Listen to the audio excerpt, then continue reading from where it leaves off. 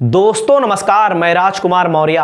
अखिलेश यादव और राजा भैया की होने जा रही है फिर से नई दोस्ती। अखिलेश यादव की पार्टी समाजवादी पार्टी और राजा भैया की जनसत्ता पार्टी से होगा गठबंधन। 2024 के लोकसभा चुनाव को मद्देनजर रखते हुए दोनों नेताओं के बीच दूरियां नजदीकियों में बदल रही हैं। विधानसभा चुनाव में दूरियां लगातार बढ़ती गईं, लगातार एक दूसरे के ऊपर तीखा वार हुआ, प्रहार हुआ, शब्दों के माध्यम से कुछ मर्यादाएं भी तोड़ी गईं। लेकिन राजा भैया और अखिलेश यादव के बीच हो सकती है दोस्ती। उसके पीछे कुछ कारण है, कुछ फैक्ट्स हैं, मैं आपको आगे बताने वाला हूं। यदि आप चैनल पर पहली बार आए हैं तो चैनल को आप सब्सक्राइब जरूर कर लीजिए। राजा भैया और अखिलेश यादव 2017 के पहले जब समाजवादी पार्टी की सरकार बनी, 2012 से लेकर 17 तक अखिलेश यादव यूपी के मुख्यमंत्री रहे। राजा भैया को कारागार मंत्री बनाया गया। राजा भैया और अखिलेश यादव के बीच एक घनिष्ठता थी, उनके पिता मुलायम सिंह के बीच में बहुत बड़ी घनिष्ठता थी। राजा भैया जब समाजवादी पार्टी की सरकार बनी तब तक कैबिनेट मंत्री रहे। इसके पहले कभी अगर भाजपा की सरकार बनी तब भी राजा भैया कैबिनेट मंत्री बने। लेकिन जब से भाजपा की सरकार आई है, योगी आदित्यनाथ मुख्यमंत्री बने हैं, राजा भैया की नज़दीकियां योगी आदित्यनाथ से छिपी नहीं हैं।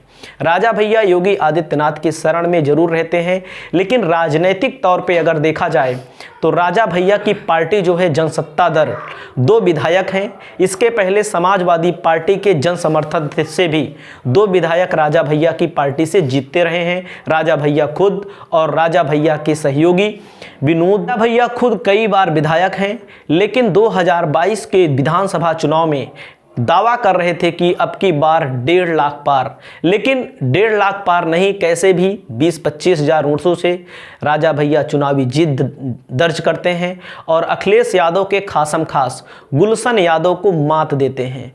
गुलशन यादव जो कभी राजा भैया के साथ रहते थे, राजा भैया के साथ पले बढ़े और धीरे धीरे समाजवादी पार्टी में राजा भैया के कारण ही उनकी अखिलेश यादव से नज़दीकियां बढ़ी। लगातार राजा भैया के ऊपर आरोप लगता है कि गुलशन यादव को परेशान किया जाता है, धमकी दी जाती है और उनके ऊपर मुकदमे दर्ज कराए जाते हैं। यहाँ तक कि लगातार खींचतान बनी रहती है और होना भी स्वाभाविक है। लेकिन बहुत सारे लोग ये सोचते हैं राजा भैया और अखिलेश यादव का गठबंधन नहीं हो सकता। तो आप भैया ये जान लीजिए, राजनीति में ना तो कोई परमानेंट दोस्त होता है, ना तो कोई परमानेंट दुश्मन होता है। अवसर के हिसाब से बदले जाते हैं। अगर राजा भैया की पार्टी का लोकसभा में गठबंधन होता है तो उसका फायदा भी देखने को मिल सकता है। 2019 में राजा भैया की पार्टी अलग लड़ी और अखिलेश यादव की पार्टी अलग लड़ी, कांग्रेस अलग लड़ी और भाजपा ने बाजी मारी। चाहे प्रतापगढ़ लोकसभा हो, चाहे प्रतापगढ़ से लगा हुआ कौशाम्बी लोकसभा हो। प्रतापगढ़ लोकसभा में इस समय संगम लाल गुप्ता सांसद हैं। संगम लाल गुप्ता ने अशोक त्रिपाठी को हराया, जो सपा और बसपा के साझा उम्मीदवार थे। और वहीं पर राजकुमारी रत्ना सिंह और राजा भैया की पार्टी की जमानत जब्त हो गई थी। राजा भैया की पार्टी को 2019 में 46,963 वोट मिले थे। अच्छे प्रताप सिंह गोपाल जी यहाँ के प्रत्याशी थे, 46,963 वोट मिले थे।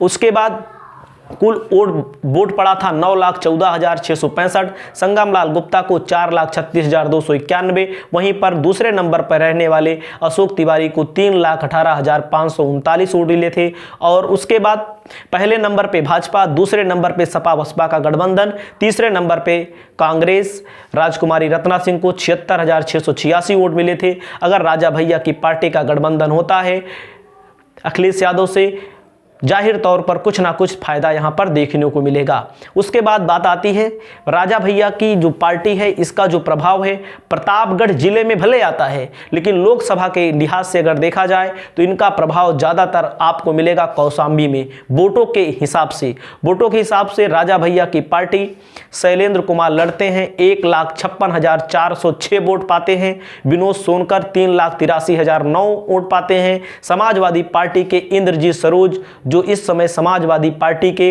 राष्ट्रीय महासचिव हैं, उनको 3,44,287 वोट मिलता है।